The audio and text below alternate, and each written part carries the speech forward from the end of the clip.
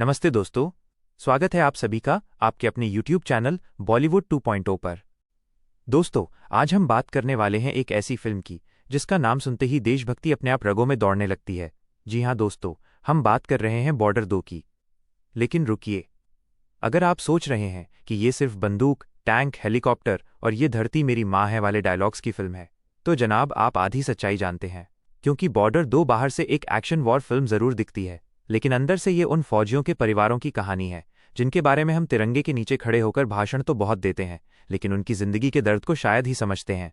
ये फिल्म फौजी की बंदूक से ज्यादा उसकी माँ की आंखों, उसकी पत्नी की चुप्पी और उसके बच्चे की अधूरी नींद की कहानी कहती है। फिल्म 2 हिस्सों में बंटी हुई महसूस होती है। पहले हिस्से में आपको फौजियों की ट्रेनिंग, उनका आपसी रिश्ता, उनकी फैमिली, इमोशन और त्याग दिखाया जाता है, और दूसरे हिस्से में आपको सीधे 1971 की भारत-पाकिस्तान जंग के मैदान में फेंक दिया जाता है, जहां जल, थल और वायु तीनों जगह देश की इज्जत दांव पर लगी होती है। अब दोस्तों, फिल्म में कुछ ऐसे सीन हैं जो सीधे दिल पर हथौड़ा मारते हैं।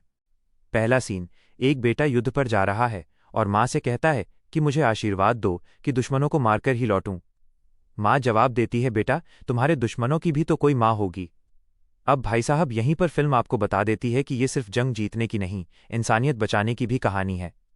दूसरा सीन, शहीद फौजी की माँ अपने पति से कहती है कि मैं कभी नहीं चाहती थी कि मेरा बेटा फौज में जाए, लेकिन जिस दिन मैंने उसे वर्दी में शपथ लेते देखा, उस दिन मुझे उस पर सबसे ज्यादा गर्व हुआ। तीसरा सीन, माँ बेटे से कहती है कि जाओ, दोनों जंग जीत कर आना, एक बाहर की और एक तुम्हारे भीतर चल रही।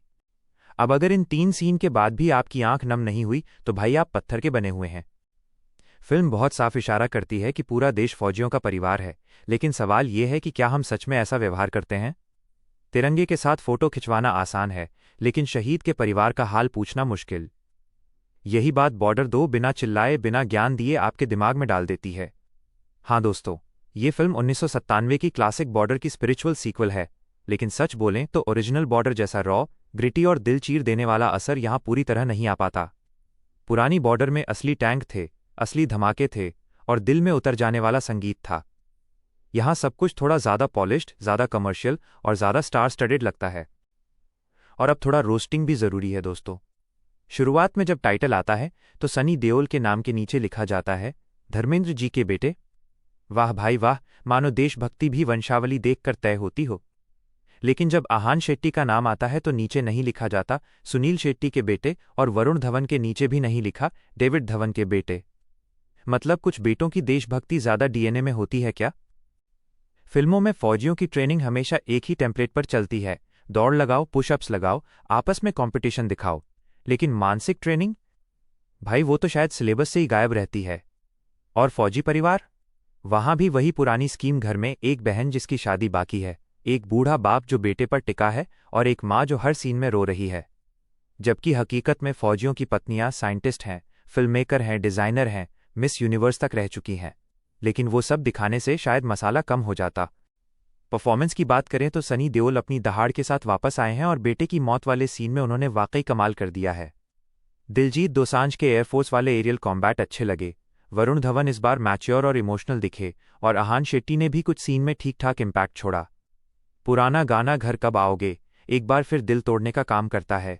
हालांकि फीमेल कैरेक्टर्स को करने के लिए बहुत ज़्यादा कुछ दिया नहीं गया, वो बस स्क्रीन पर मौजूद भर लगती हैं। अब आते हैं दोस्तों सबसे शॉकिंग न्यूज़ पर। बॉर्डर 2 ने पहले ही दिन 30 करोड़ रुपए का कलेक्शन कर लिया है। जी हां दोस्तों, 30 करोड़। जबकि 1997 की बॉर्डर ने अपने पहले दिन सिर्फ 1 करोड़ 39 लाख कमाए थे, और कुल मिलाकर करीब 40 करोड़ का वर्ल्ड वाइड बिजनेस किया था। अब सवाल यह है कि क्या बॉर्डर 2500 करोड़ का आंकड़ा पार कर पाएगी? अभी तो वीकेंड बाकी है, डे 2 और डे 3 में नंबर बढ़ने की पूरी उम्मीद है। तो दोस्तों, जिन्होंने ये फिल्म देख ली है वो कमेंट में अपना ईमानदार रिव्यू ज़रूर दें। और अगर आपको हमारा ये लंबा, सच्चा और थोड़ा तीखा रिव्यू पसंद आया हो तो वीडियो को लाइक कीजिए, चैनल को सब्सक्राइब कीजिए और बेल आइकन दबाना बिल्कुल मत भूलिए। क्योंकि दोस्तों, आपका सपोर्ट ही हमारी ताकत है। आप साथ देंगे तो हम आपके लिए ऐसे ही दमदार, मज़ेदार और सच्चे रिव्यू लाते रहेंगे।